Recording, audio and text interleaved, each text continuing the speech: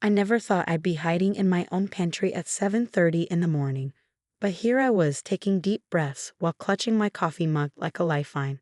Through the door, I could hear my mother-in-law Margaret's voice growing increasingly shrill as she lectured my children about proper breakfast table behavior. Emily, a young lady does not reach across the table like that. And Lucas, for heaven's sake, stop drumming with your spoon. This is exactly what I'm talking about, Amanda. These children have no structure, no discipline. I closed my eyes and counted to 10, reminding myself that Margaret was only staying with us for 2 more weeks while her house underwent renovations. Just 14 more days. I could handle this. I had to. The sound of a chair scraping against the floor made me wince. But Grandma, my 8-year-old Emily protested. I was just trying to get the syrup before it dripped on the. No excuses. A proper young lady asks for items to be passed. And Lucas, sit up straight this instant. My 6-year-old son's quiet sniffle was all it took. I emerged from the pantry, plastering on what I hoped was a neutral expression. Kids, why don't we go get ready for school? Don't forget to brush your teeth. Emily and Lucas practically bolted from the table, leaving their half-eaten breakfast behind. Margaret's lips pressed into a thin line as she watched them go, her steel gray hair perfectly coiffed despite the early hour. She'd probably been up since dawn, ironing her clothes and applying her makeup with military precision. Amanda, she began, turning those ice blue eyes on me. We need to discuss your children's behavior. This chaos cannot continue. I busied myself clearing the breakfast dishes, trying to keep my voice level. They're just being kids, Margaret. It's normal for them to be energetic in the morning. Normal? She practically spat the word. There is nothing normal about their wild behavior. In my day, children knew how to conduct themselves properly. My David never would have dared. Mom. My husband's voice cut through her tirade as he entered the kitchen, already dressed for work in his doctor's scrubs. It's too early for this. Margaret's expression softened immediately as she looked at her son. David, darling, I'm simply trying to help. These children need structure, discipline. The way Amanda lets them run wild. She shook her head sadly. Why, just yesterday I saw Lucas playing in the mud after school. In his good clothes, and Emily? Reading comic books instead of proper literature. I gripped the edge of the sink, remembering the joy on Lucas's face as he showed me the tiny ecosystem he created in our backyard. How Emily's eyes lit up as she described the latest adventure of her favorite superhero. They're happy, healthy kids, I said quietly. They're doing well in school. They have friends, They're out of control. Margaret stood up, her chair scraping against the floor. And if you won't do something about it, I will. I've already spoken to my friend Barbara. She's a social worker, about my concerns. The room went silent. Even David, who'd been pouring his coffee, froze mid-motion. You did what? I whispered, turning to face her. Margaret lifted her chin defiantly. Someone needs to look out for these children's best interests. Your permissive parenting is damaging them. They need proper guidance, structure, discipline. That's enough. David's voice was sharp as he set down his coffee mug. Mom, you had no right to. I have every right. Margaret's voice rose. I am their grandmother. I won't stand by and watch as they're raised without any proper values or discipline. Why, just look at this house. Toys everywhere, art supplies cluttering the dining room, that ridiculous creativity corner in the living room. Children need boundaries, not this endless freedom to make messes and question everything. My hands were shaking as I dried them on a dish towel. Margaret, I appreciate that you care about the kids, but… Care? Of course I care. That's why I've already called the private academy where Barbara's grandchildren attend. They have an excellent behavioral modification program. With proper discipline and structure, maybe there's still hope for. Mom. David's sharp voice cut through her speech. You need to stop. Now. But Margaret was on a roll. She pulled out her phone, tapping furiously. Look at these statistics about children raised without proper discipline. The delinquency rates, the behavioral problems. Amanda, if you won't listen to reason, then perhaps it's time for more drastic measures. Barbara says. Actually, I interrupted, my voice surprisingly steady despite the storm of emotions inside me. I think it's time we read something else. I walked to the kitchen drawer where I'd been keeping a particular envelope. One I found last week while helping David sort through some old family papers.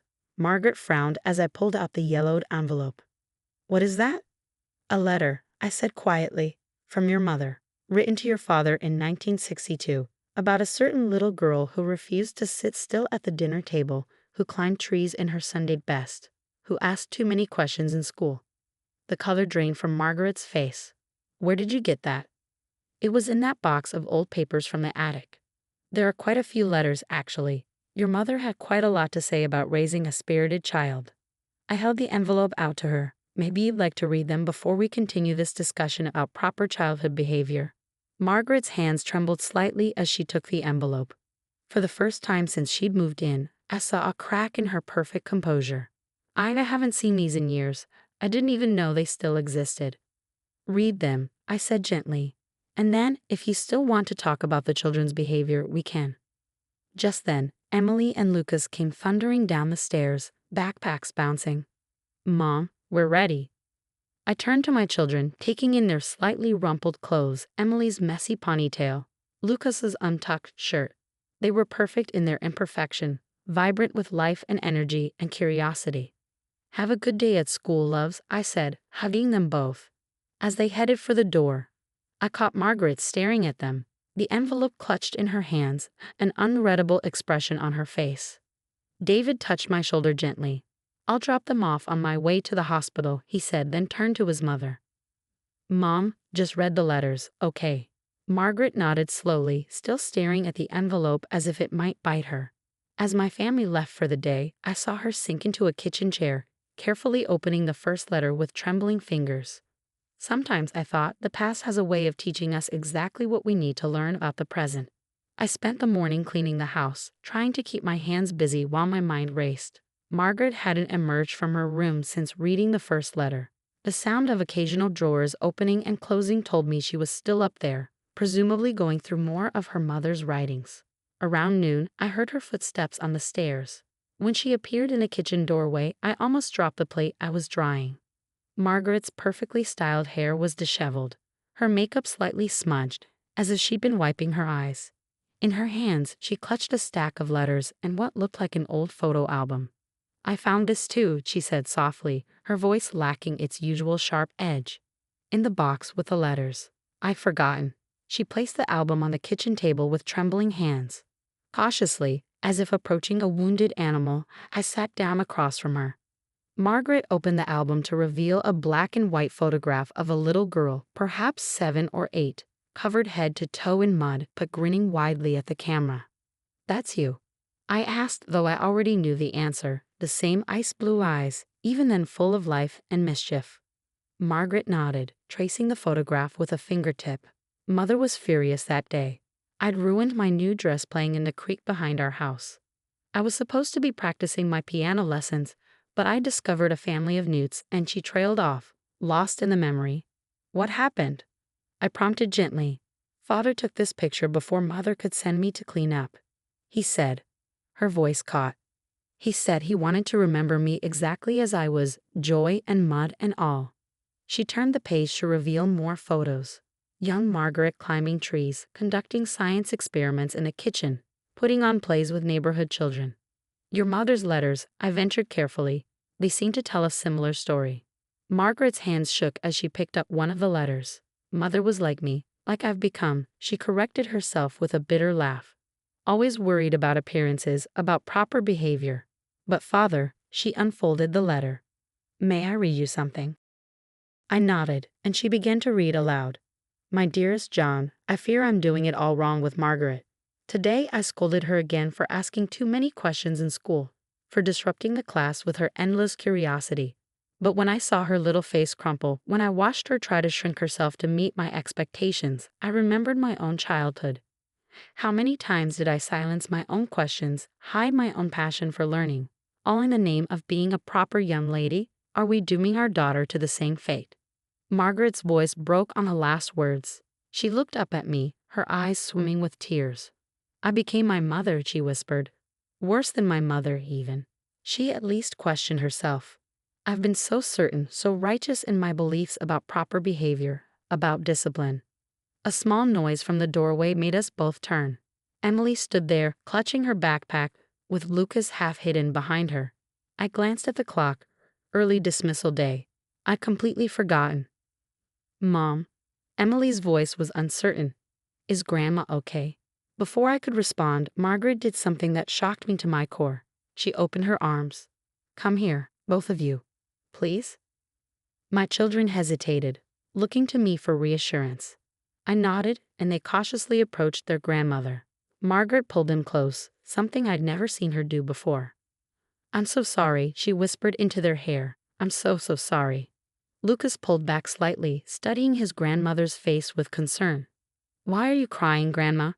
Margaret laughed softly, wiping her eyes. Because I just remembered something very important that I'd forgotten for a very long time. She reached for the photo album. Would you like to see some pictures of when I was your age? Emily's eyes widened as she saw the mud-covered girl in the photograph. That's you. It is indeed, Margaret smiled, and for the first time since she'd moved in, it reached her eyes. Would you believe I once kept pet newts in my bedroom? Drove my mother absolutely crazy. Really? Lucas perked up. Like my beetles? Just like your beetles, darling. Margaret touched his cheek gently. You know, I had quite the insect collection myself, once upon a time. I quietly slipped out of the kitchen, leaving them hunched over the photo album together. Through the doorway, I could hear Emily's delighted giggles as Margaret described some childhood adventure, and Lucas's excited questions about her old bug collection. When David came home that evening, he found all four of us in the backyard. Margaret, her expensive slacks rolled up to her knees, was helping Lucas expand his mud ecosystem, while Emily sketched them both in her art pad. There was dirt under Margaret's perfectly manicured nails, and she didn't seem to care at all. Mom, David said, clearly bewildered by the scene before him. Is everything okay? Margaret looked up, her face streaked with dirt, but somehow younger than I'd ever seen it. No, darling, she said softly. Everything isn't okay, but I think perhaps it's finally going to be. The next 2 weeks passed in a way I never could have imagined. Margaret's transformation wasn't instant. Old habits die hard, after all, but the changes were remarkable. The morning after our photo album revelation, I overheard her canceling her appointment with Barbara, the social worker. I was wrong, she said firmly into the phone. Very, very wrong. One evening, as we sat on the patio watching the kids play, Margaret turned to me with tears in her eyes. I've been thinking about calling that private academy too, she said quietly, to withdraw my inquiry. I squeezed her hand. Already done, I smiled. Right after our talk. She nodded gratefully. I almost ruined everything, didn't I? With my obsession with perfection and proper behavior. But you didn't, I reminded her. You found your way back. Inside the house, we could hear Emily and Lucas arguing over whose turn it was to feed the new class hamster they brought home for the weekend. Before Margaret could react to the rising voices, I saw her take a deep breath and slowly release it. You know, she said thoughtfully, I had a pet hamster once. Kept it in my dollhouse after Mother said no more animals in the house. Father found out but never told her. He'd slip me extra food for it during dinner. The memory made her smile, and I watched in amazement as she stood up and went inside. Instead of her usual scolding about proper indoor voices, I heard her say, Why don't we make a schedule for taking care of your little friend? I might have some tips from my own secret hamster keeping days. The children's excited chatter that followed warmed my heart. Saturday morning found us all in the kitchen, making what Margaret would have once called an unnecessary mess. Now she was right there with us, helping Emily and Lucas measure ingredients for pancakes. When Lucas accidentally dropped an egg on the floor, I tensed, waiting for the lecture about carelessness. Instead, Margaret laughed. Oh, darling, you should have seen the time I tried to make breakfast for Mother's birthday. Broke every egg in the carton. But you know what?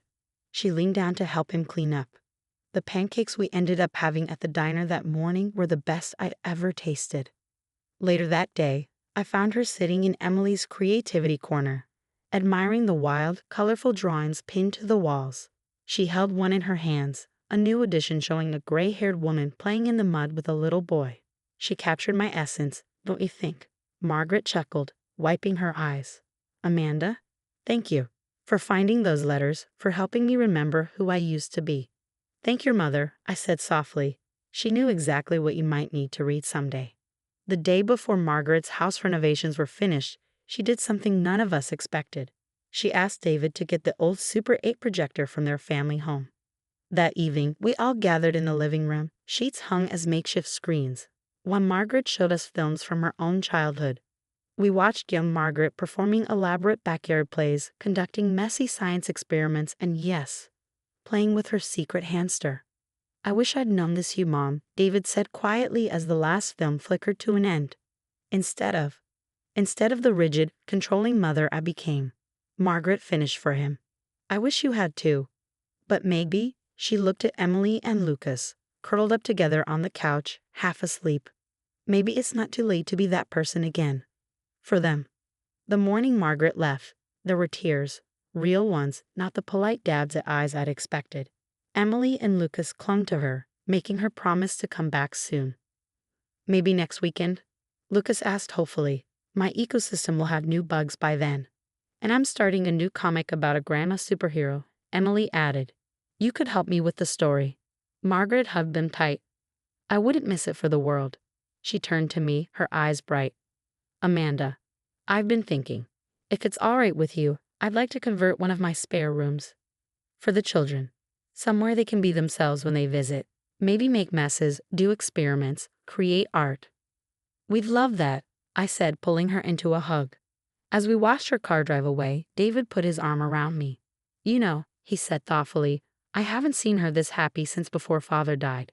It's like she's finally woken up from a long sleep." That evening, as I helped Lucas add new specimens to his bug collection and listened to Emily describe her superhero grandma comic, I thought about Margaret's journey, about how sometimes the greatest act of love isn't trying to fix people, but remembering that they were never broken in the first place. The following weekend, when Margaret came to visit, she brought her old bug collection journal and a box of dress-up clothes for superhero photo shoots. And if anyone passing by happened to see a respected grandmother playing in the mud or posing in a cape, well, that was perfectly fine with all of us.